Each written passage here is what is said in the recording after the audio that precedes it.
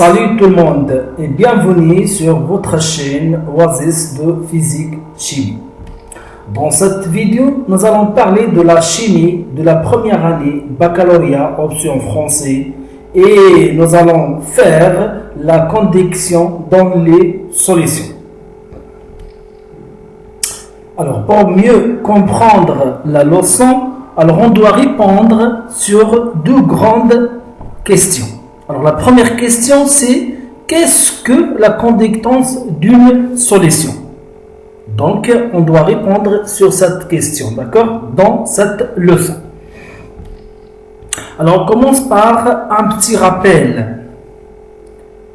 Alors comme vous savez tout le monde, il y a deux porteurs de charge. Il y a porteur de charge dans les métaux et le porteur de charge dans les solutions. Alors, quels sont les porteurs de charge dans les solutions? Bien sûr, ce sont des ions. Par contre, dans les métaux, ce sont des électrons. Alors, dans cette leçon, nous allons voir les porteurs de charge dans les solutions ioniques. Ça veut dire, on va parler des ions. C'est clair? Alors, dans une solution aqueuse, le passage de courant électrique est assuré par le déplacement des ions dans la solution. Alors, comme vous voyez dans la figure, donc vous avez le cathode et anode, et aussi vous avez le générateur. Donc, le passage, bien sûr, ou bien le déplacement des ions vers le cathode et l'anode créer le courant électrique, tout simplement. Alors, pour la portion de solution ionique délimitée par les deux plaques métalliques, voilà les deux plaques métalliques, la tension appliquée et l'intensité du courant électrique qui traverse la solution sont reliées par la loi d'Ohm. Donc, tout le monde, vous savez que la relation entre la tension et l'intensité du courant électrique s'appelle la loi d'Ohm. D'accord?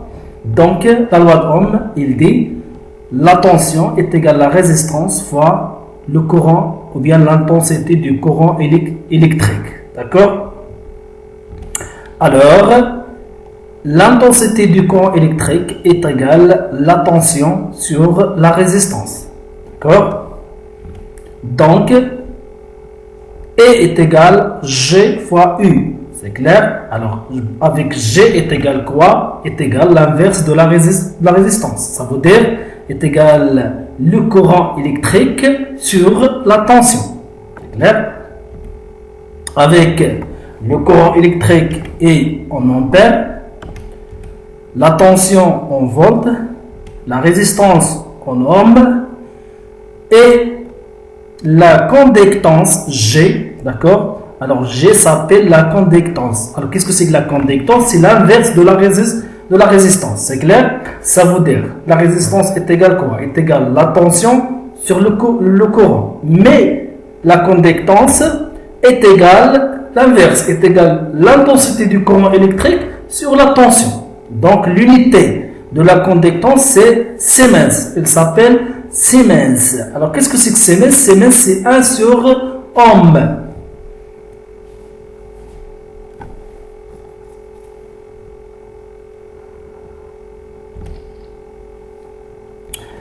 Alors, maintenant, on va voir l'influence de la géométrie de la cellule conductimétrique. D'accord? Alors, voilà la cellule conductimétrique. Alors, contient deux plaques. D'accord? Donc, plaque et de surface S, deux plaques de surface S, et la distance entre deux plaques, c'est la distance L. C'est clair? Donc, une cellule conductimétrique est constituée de deux plaques métalliques parallèles de même surface S. D'accord? Même surface S. Distant d'une longueur L, la distance entre ces deux plaques, c'est L, est plongée dans une solution électrolytique. D'accord? Donc les deux plaques plongées dans une solution électrolytique. D'accord? La conductance G d'une portion de solution ionique, d'accord, une partie de solution ionique de section S et de longueur L augmente, donc il faut faire attention, la conductance G augmente quand la distance entre les deux plaques diminue, d'accord, ou bien quand la surface augmente. Donc lorsqu'on augmente la surface, tout simplement la conductance augmente, d'accord. Et lorsqu'on diminue L, la conductance augmente aussi. Donc on peut déduire que la conductance est liée avec la surface et aussi la distance entre les deux plaques par une relation. D'accord? Donc il faut trouver cette relation. C'est clair? Alors rappelez bien que G est proportionnel avec S et L. D'accord? Alors maintenant, on passe à la deuxième question. Alors qu'est-ce que la conductivité d'une solution ionique? D'accord? Donc on a défini la conductance. Donc maintenant, on va voir qu'est-ce que c'est que la conductivité. C'est clair? Alors, la conductance G, d'accord, d'une portion de solution ionique de section S et de longueur L peut se mettre sous la forme suivante. C'est clair? Voilà la relation entre G, la surface et la longueur entre les plaques et la conductivité sigma, d'accord? Donc G est égal la surface sur la longueur fois la conductivité est égale K fois sigma. K et c'est S sur L.